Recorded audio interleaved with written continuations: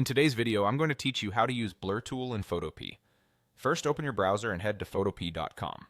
On the start screen, click Open from Computer and choose the image you want to edit. Photopea will load it onto the canvas with your Layers panel on the right and the toolbar on the left. Next, select the Blur tool from the toolbar. It's grouped with the Sharpen and Smudge tools, so if you see one of those, click and hold to reveal Blur, then select it. With the tool active, look at the options bar at the top of the screen. Here you can control how the blur behaves. Start by adjusting brush strength. This sets how powerful each stroke will be. A lower strength, like 20 to 40%, gives you gentle, buildable changes, great for retouching skin or softly defocusing a background. A higher strength will blur much faster, which can be useful on large areas, but it's easier to overdo, so use it thoughtfully. Then click Brush Size in the options bar to open the brush settings. Choose a size that fits the area you plan to work on.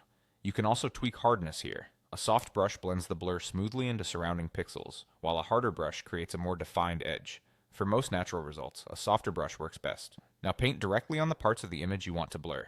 Use short, controlled strokes and pause occasionally to see the effect. If you make a mistake, undo is your friend. Zoom in for precision around edges, and zoom out to judge the overall look. Remember, the more you brush over the same area, the stronger the blur becomes. Building the effect gradually gives you better control. For example, start with a light pass to test the direction, then add additional passes only where you need more softness. A few quick tips to keep things clean. Avoid blurring critical details like eyes or text unless that's the creative goal.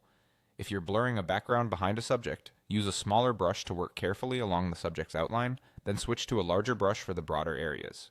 Many editors also work on a duplicate layer, so they can compare before and after without committing right away. And that's the workflow. Open your image, pick the blur tool, set your strength, choose and refine your brush, and brush on the blur, building it up with each pass.